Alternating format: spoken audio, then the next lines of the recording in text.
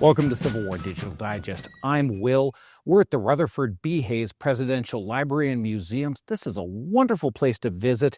There's a lot to see here. We say thanks to them for hosting us, but you should come check it out yourself.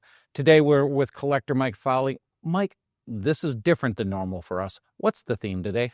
Well, for a Civil War enthusiast and anyone in particular who has a real fascination with Gettysburg, this is going to be an episode that talks about four men whose fate all comes together at the same field, and all four of them suffer different fates. And what four fates are we going to run into here? Well, we're going to talk about an individual who was captured on the first day, wounded on the second day, mortally wounded on the third day, and then one man that witnessed it all and survived unscathed.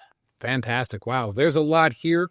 Normally, when you see us, the collections thus far have been a grouping of one person, with the exception of maybe our junior officers' frocks quite a while ago. This is cool to center the concept around Gettysburg, but look at different people.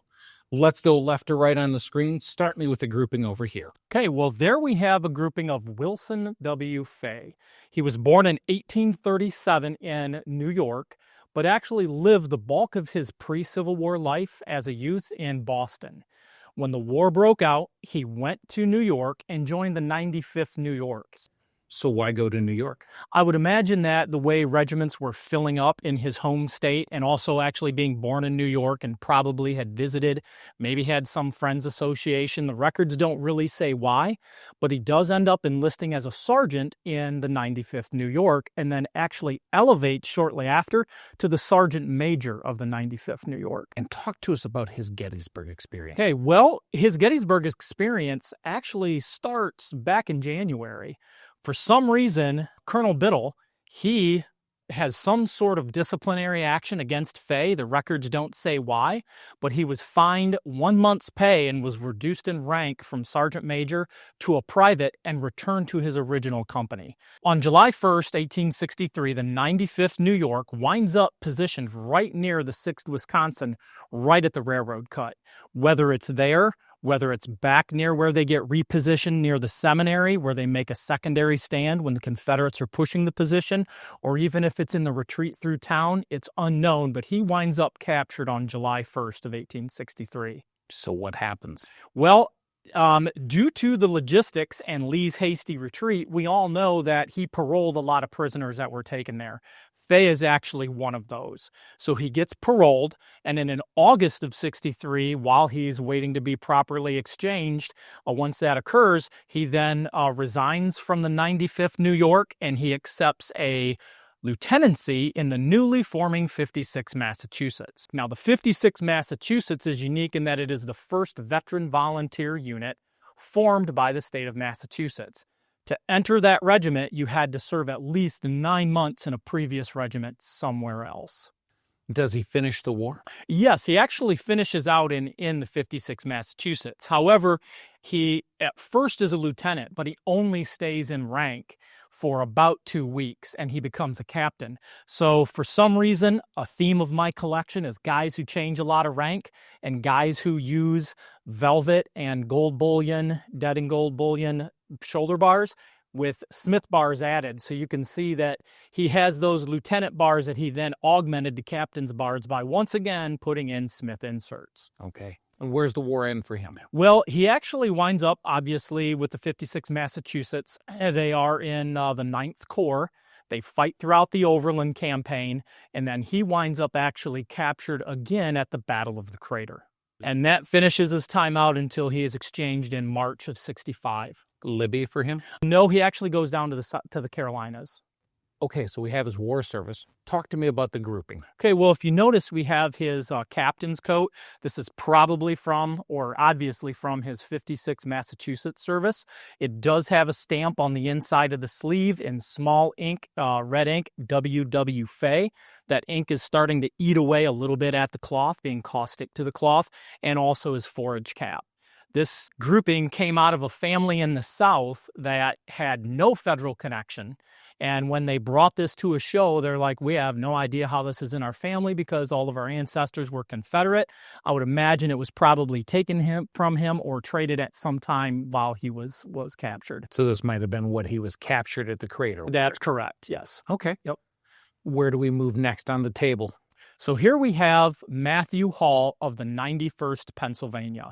He was a captain and was actually wounded on July 2nd.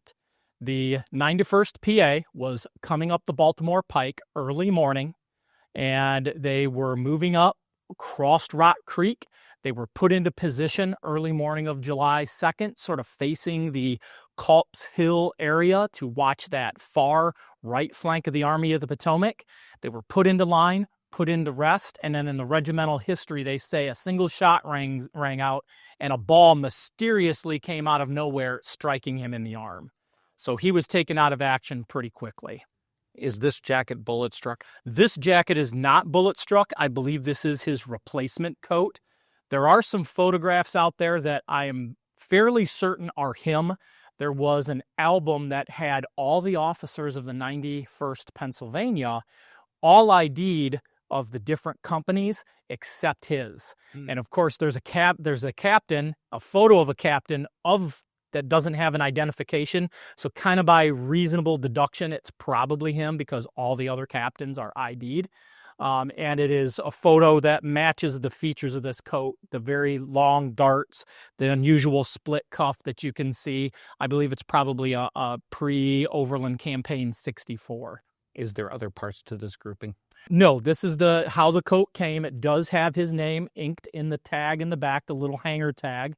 The bars are representative of what would have been on it, looking at those photos that I believe are him that match a known lithograph. They're small, single border bars, so I got a set of those just to display with the coat, not on the coat, because you wouldn't want to misrepresent it. However, it just gives you a good idea of what actually would have been on it when he was wearing it in its time of service. All right.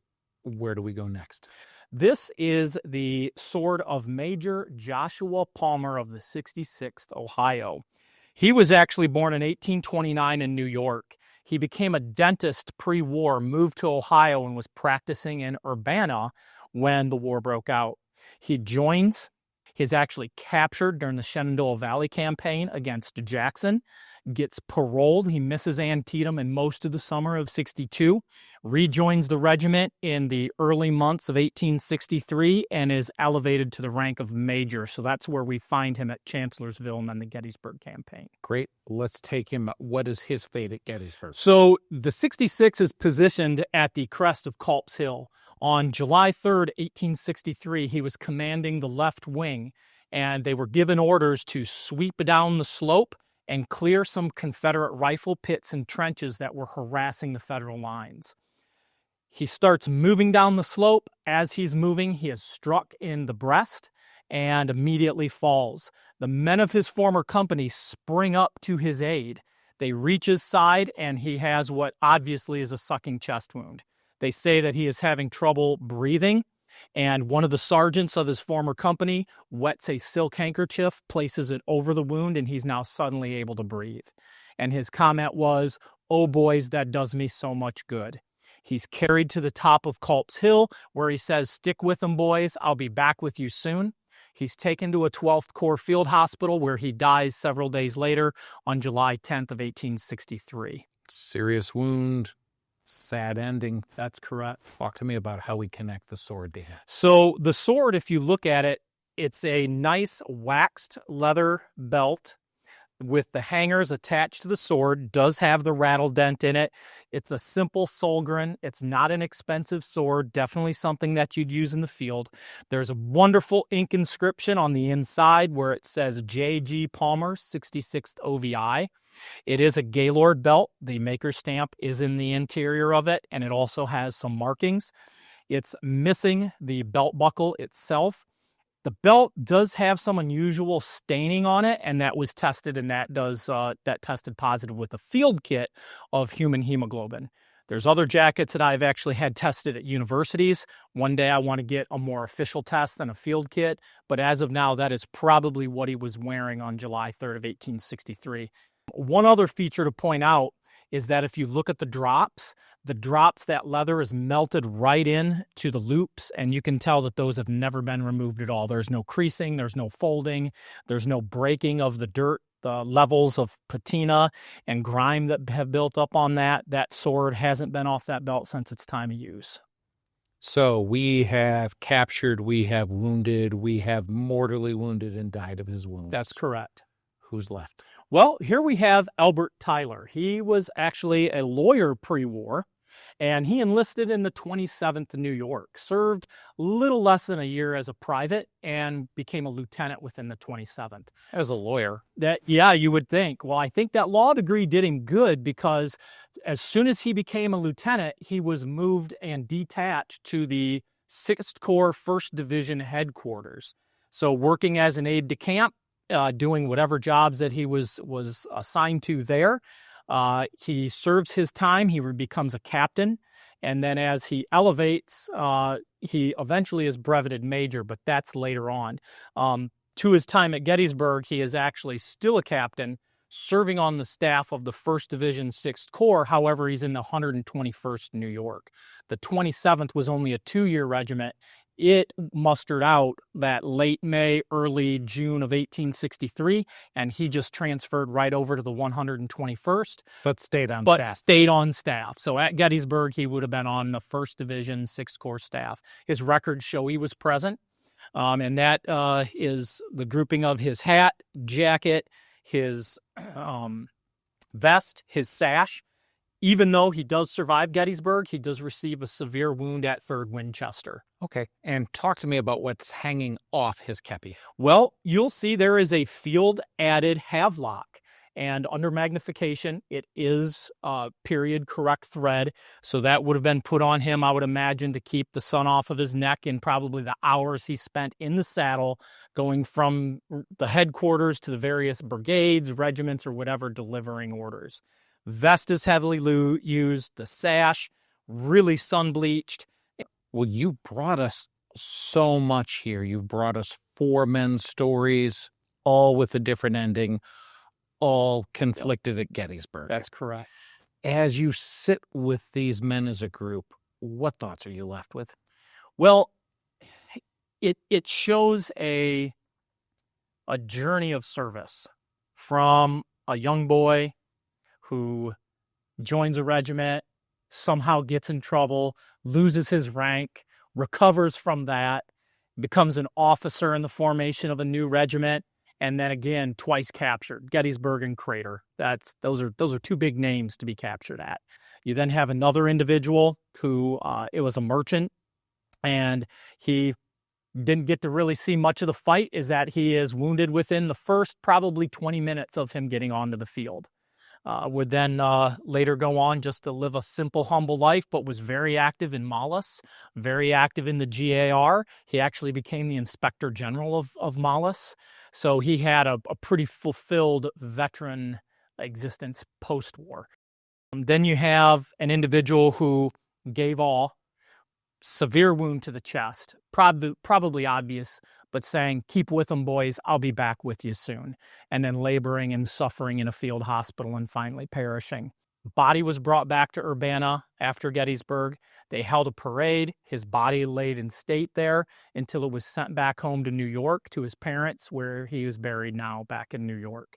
And then you have an individual who saw most of the war from a staff level, got to know all the generals, but still, again, bled on the field of battle when probably delivering orders and helping maneuver and place troops in the field. It gives you a sense of, in all of what these men did and how they stayed the course and their dedication to the preservation of the Republic. Fantastic. Well, Mike, thank you for being such a caretaker of such a diverse grouping. And thank you for bringing it in to share it. These stories come out individually and as a foursome of men who never met, but fought at Gettysburg to tell a story again. Thanks to you, we really appreciate it. Okay, thank you, and I'm humbled as usual. Well, thank you for spending your time with Civil War Digital Digest. We release this as we approach the anniversary of the Battle of Gettysburg. And it's just a reminder of men on both sides and the struggle, the conflict, the horror. We hope you found a small connection to the passion these men served with and the sacrifices that the countries asked them to make and they were willing to make. We'll see you again soon.